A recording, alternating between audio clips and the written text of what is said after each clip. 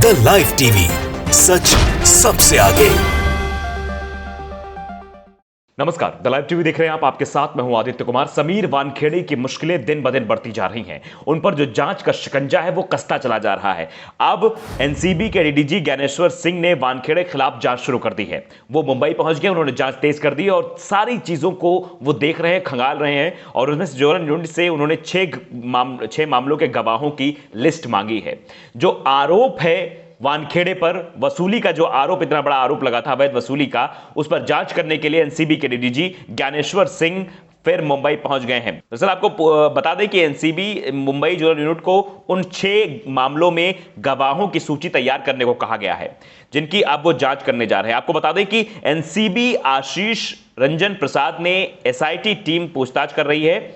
इनकी video recording भी कराई गई। प्रभाकर सैल ने लगाया था समीर पर आरोप, बड़ा आरोप था, जिस आरोप को लेकर अब यह जांच शुरू हो गई। केपी गोसावी के बॉडीगार्ड प्रभाकर सैल को आप जानते होंगे। ये केपी गोसावी जो शख्स है जो अभी गिरफ्त में है पुलिस के, उसी ने इस पूरे मामले में खुलासा किया था। बताया था किस तरह से 25 करोड़ की, लगभग 24 से 25 करोड़ की डील की बात सामने आ रही थी कि 8 करोड़ पहले दिया जा रहा है, ये दिया जा रहा है। उसी से गिरफ्तारी हुई थी केपी गोसावी की, उसी के बयान की वजह से। और अब जो पूरा मामला है और आगे बढ़ता हुआ दिखाई दे रहा है। इस मामले के बाद समीर वानखेड़े को पद से हटा दिया गया है, दूसरी का ट्रांसफर कर दिया गया। गोसावी क्रूज पार्टी पर पड़ी रेड के दौरान समीर वानखेड़े के साथ थे। गोसावी ने आयरन के साथ अपना एक फोटो सोशल मीडिया पर वायरल किया, जैसा आपको दिखाया गया, और उसी तस्वीर के तहत जांच शुरू हुई कि आखिर ये केपी गोसावी है कौन। और केपी गोसावी के तहत जो तार जोड़ रहे थे वो निकलकर सामने आया कि ये एक प्राइवेट डिटेक्टिव है और ये समीर वानखेड़े का खासम खास आदमी है। और उसके बाद फिर प्रभाकर सैल का सामने आना, प्रभाकर सैल का ये कहना कि यह डील की बात सामने आ रही, तो उसके बाद जांच का शिकंजा अब कसता चला जा रहा है। शक के दायरे में सब आ गए हैं। ड्रग्स मामले में एक स्वतंत्र गवाह केपी गोसावी ने दावा किया था कि आर्यन ने उनसे अपने माता पिता से फोन पर बात करने को कहा था। ऐसा मामला रफा दफा करने के लिए कहा गया था। गोसावी को हाल ही में पुणे से एक अन्य धोखाधड़ी के मामले में गिरफ्तार किया गया था। तो गोसावी ने तो फिलहाल ये कह दिया कि बात कराने की, जो फोन पे आपने देखा होगा एक वीडियो जा रहा था जिसमें फोन केपी गोसावी के हाथ में था, आर्यन खान को फोन दिया गया था बात करने के लिए। 10 गवाहों में जो 10 गवाह निकलकर सामने आए उसमें से एक केपी गोसावी भी है। जब गोसावी और आयरन वाली सेल्फी सोशल मीडिया पर खूब वायरल हो रही थी, तब लोगों ने यही कहा था कि ये कोई एनसीबी का अधिकारी होगा, जैसा मैंने पहले बताया, लेकिन ऐसा नहीं था। गोसावी के बॉडीगार्ड प्रभाकर सैल ने आरोप लगाया था कि आयरन को छोड़ने के एवज में एनसीबी के एक अधिकारी ने 25 करोड़ रुपए की मांग की थी।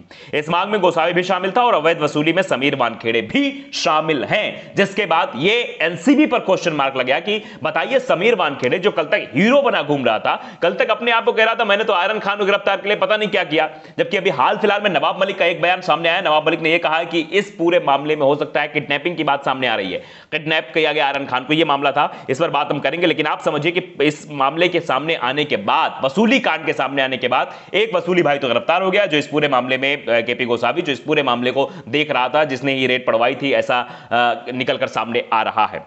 और उसके बाद एनसीबी की विजिलेंस टीम पहले मुंबई भी आई थी। पहले 5 सदस्यीय टीम आई थी, ज्ञानेश्वर सिंह के नेतृत्व में पहले भी मुंबई आई थी। तब समीर वानखेड़े के बयान दर्ज किए गए थे। प्रभाकर सैल ने एक हलफनामे में समीर वानखेड़े पर आरोप लगाए थे। विजिलेंस टीम एनसीबी कार्यालय से एकत्र के दस्तावेजों की जांच कर रही है, साथ ही ड्रग्स मामलों में गवाहों से भी पूछताछ कर रही है। तो आप सीधे तौर पर यह मान के चलिए समीर वानखेड़े का बचना मुश्किल ही नहीं, नामुमकिन है, क्योंकि यह जो बात निकलकर सामने आई कि एक मामला नहीं था, आर्यन खान के मामले में सेल्फी का वायरल होना, उसके बाद चीजें निकलकर सामने आना, इससे खुलासा हो गया। इससे पहले कई सारे और मामले थे, उन मामलों में भी, जैसा कि ये बात कही थी नवाब मलिक ने, कही थी कई ऐसे मामले, 24 से 25 ऐसे मामले हैं जिनमें करीब से 100 लोगों को गिरफ्तार किया गया, 100 लोगों को टारगेट किया गया है। उन मामलों की जांच की बात भी नवाब मलिक ने कही थी, जिसके बाद अब एक दर एक जो है चीजें खुलकर सामने आ रही हैं। शाहरुख खान की मैनेजर पूजा डडलानी को समन गया है। इधर शाहरुख खान की मैनेजर पूजा डडलानी को मुंबई पुलिस की स्पेशल इन्वेस्टिगेशन टीम यानी एसआईटी ने समन भेजा है। एक साइबर एक्सपर्ट और हैकर मनीष भांगले का दावा था कि उनसे पूजा डडलानी और कुछ अन्य लोगों को कॉल डिटेल रिकॉर्ड निकालने और व्हाट्सएप चैट ऐड करने के लिए किन्हीं 2 लोगों ने संपर्क किया था। मुंबई पुलिस गोसावी वसूली कांड की जांच कर रही है। पूजा डडलानी ने तबियत खराब होने की बात कहकर कुछ दिन का समय मांगा है।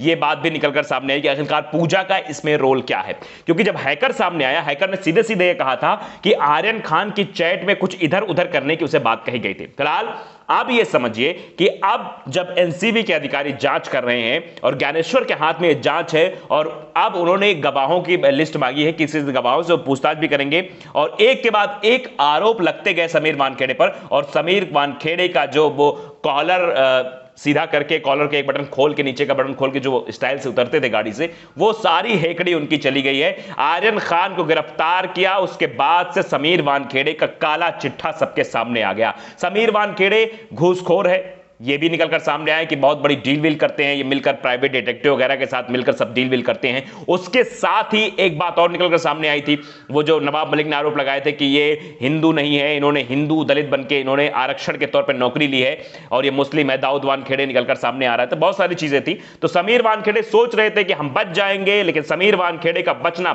मुश्किल हो गया है और अब इनका जेल जाना लगभग तय माना जा रहा है।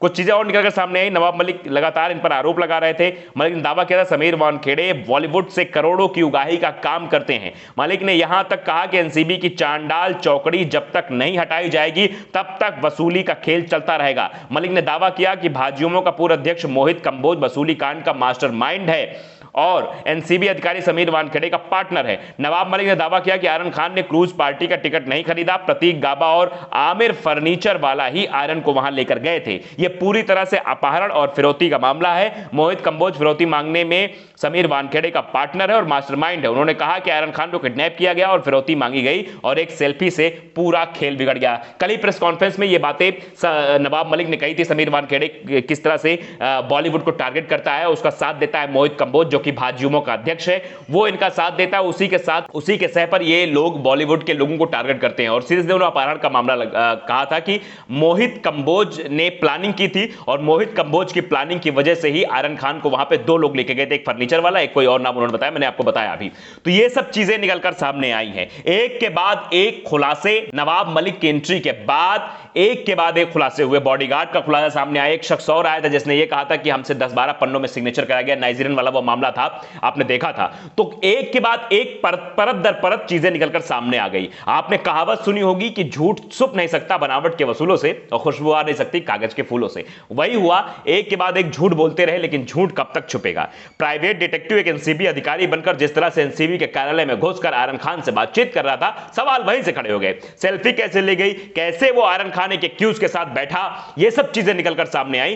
तब यही समझ में आ रहा था कि ये प्राइवेट डिटेक्टिव को लगाया गया है ये डील फाइनल करे। और मोहित कंबोज का जब नाम सामने आया, कई सारी कॉल रिकॉर्डिंग्स भी सामने आई। आप देखिए कि किस तरह से अभी हाल फिलहाल हमने आपको कॉल रिकॉर्डिंग भी सुनाई थी कि बातचीत हो रही थी, किस तरह से वो गोसावी कह रहा था कि मैं फंसूंगा सबको फंसाऊंगा। इसका सीधा सीधा मतलब था ये खेल बहुत पहले से चल रहा था और इस खेल में अब धीरे धीरे सारे खिलाड़ी एक्सपोज हो रहे हैं जो जो इस खेल में सम्मिलित थे, जो जो ये खेल करते थे। तो नवाब मलिक ने ये इन आरोपों को फिर से लगाया है। फिलहाल ये द लाइव टीवी पुष्टि नहीं करता है, लेकिन आप समझिए कि अब जांच भी तेज हो गई है। जांच में अब ज्ञानेश्वर है जो जांच करेंगे। जो निकलकर चीजें सामने आई है कि 6 जो लोग हैं, 6 मामलों के गवाहों की लिस्ट उन्होंने मांगी है जोनल यूनिट से और उसके आधार पर वो जांच को आगे बढ़ाएंगे। और जांच अब हुई है तो समीर वानखेड़े की मुश्किलें बढ़ गई हैं। समीर वानखेड़े डरे हुए हैं, सहमे हुए हैं कि अब आगे क्या होगा ये समझ नहीं आ रहा। लेकिन इन सब चीजों से बात निकलकर जो सामने आ रही है कि समीर वानखेड़े का बचना मुश्किल ही नहीं नामुमकिन है। द लाइव टीवी को अगर आपने सब्सक्राइब नहीं किया, सब्सक्राइब कर लीजिए, बेल आइकन जरूर दबाइए ताकि सच खबर आप तक पहुंचती रहे। नमस्कार। द लाइव टीवी, सच सबसे आगे।